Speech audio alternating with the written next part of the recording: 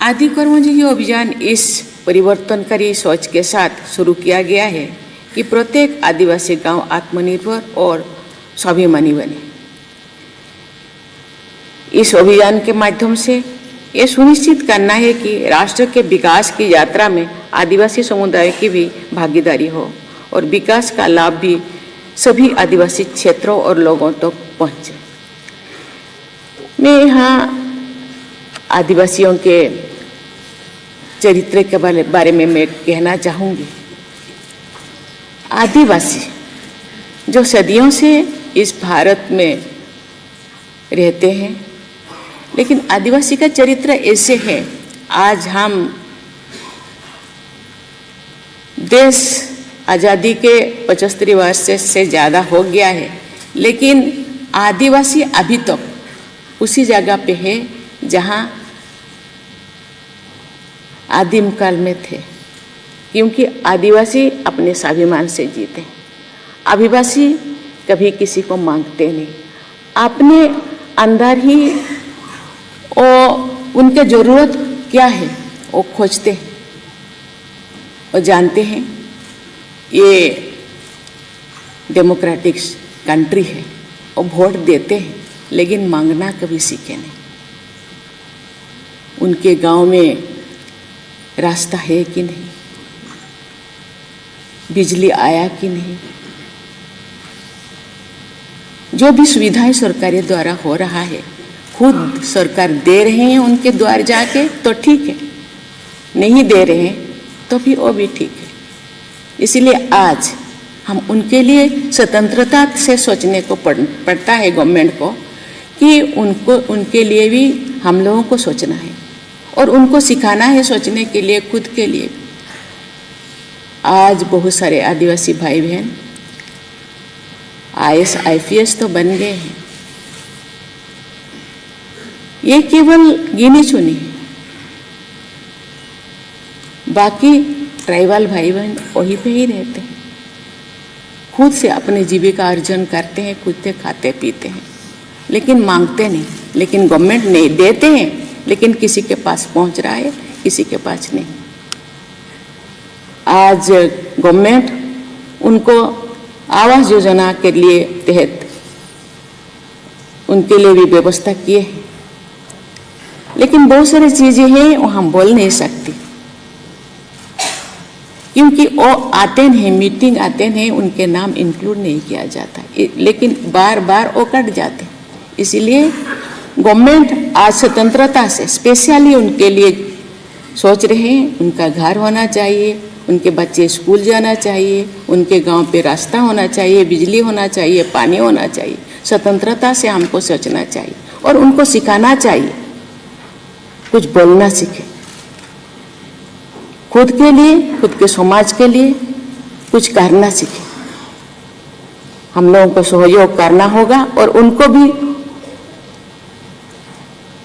शामिल करना होगा इसी कर्मों में, और उसको सिखाना होगा कि हर रोज उनके लिए सोचना गवर्नमेंट का ही काम केवल नहीं है, खुद का भी काम है कि खुद के लिए सीखना और समाज के लिए सीखना चाहिए।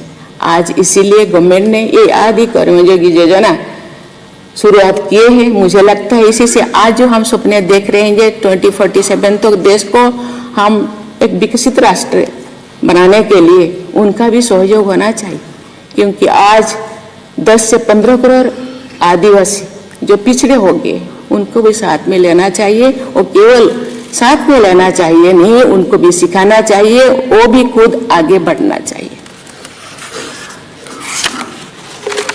इसके साथ ही आदि सेवा पर्व का भी शुभारंभ किया गया है। आदि सेवा पर्व में ट्राइबल विलेज विजन 2030 डॉक्यूमेंट्स भी तैयार किए गए हैं। ये डॉक्यूमेंट्स जनजातीय समाज के लोगों की जरूरतों और आकांक्षाओं पर आधारित है। मुझे विश्वास है कि आज जो ट्राइबल एक्शन फ्रेमवर्क बनाया गया है वो हमारे जनजातीय भाई बहनों के विकास और देश के विकास में महत्वपूर्ण भूमिका निभाएगा। इस अभियान के अंतर्गत मुझे भी देश के विभिन्न राज्यों में जनजातीय समुदाय के भाई बहनों से उनके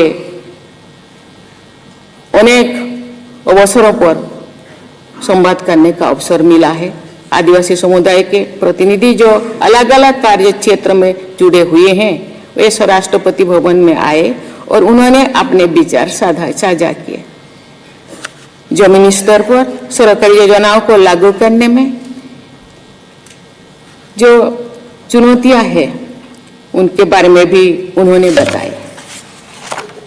मैंने उन प्रतिनिधियों से भी जो कहा वो मैं आज आपसे भी कहना चाहती हूँ।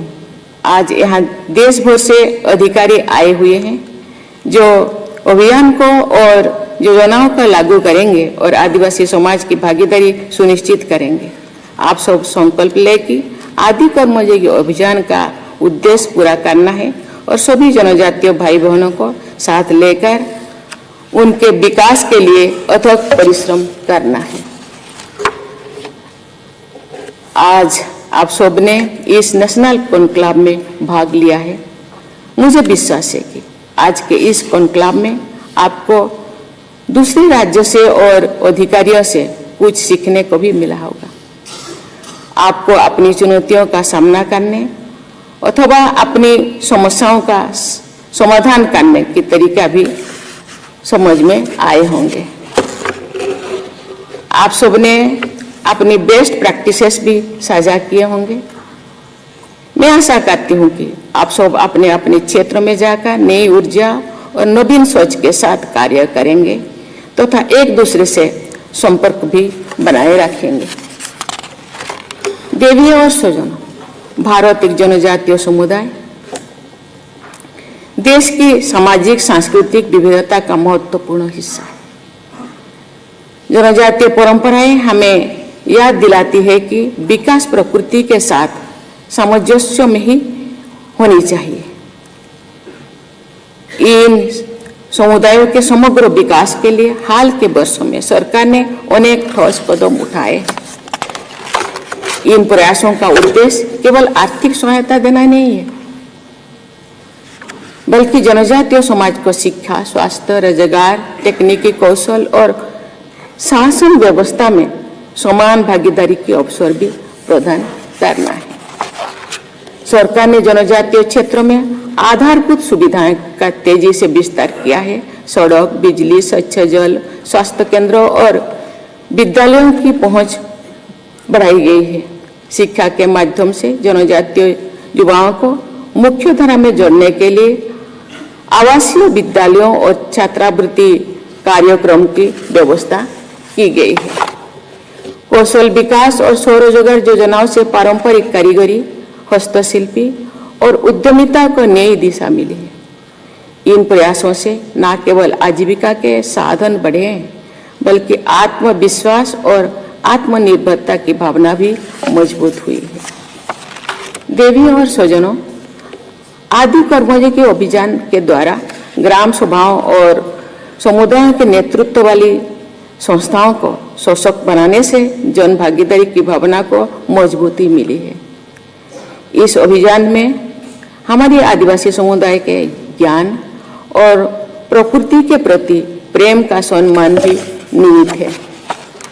देश भर में आदि सेवा केंद्र की स्थापना स्थानीय शासन को मजबूत करने की दिशा में एक महत्वपूर्ण कदम है। ये केंद्र सिंगल विंडो फैसिलिटी सेंटर्स के रूप में कार्य करते हैं।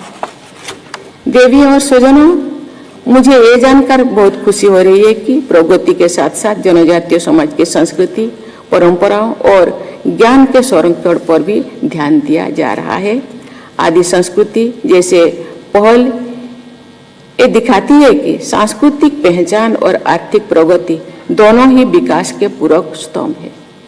जनजातीय विरासत को डिजिटल टेक्निक से जोड़कर पारंपरिक ज्ञान को संरक्षित भी रखा जा सकता है और उसका प्रचार प्रसार भी किया जा सकता है। हम सब जानते हैं कि यहाँ 1500 से ज्यादा जनजातीय ग्रुप से उनका भाषा, उनका रहन सहन, उनका संस्कृति, उनका बोलचाल अलग अलग है।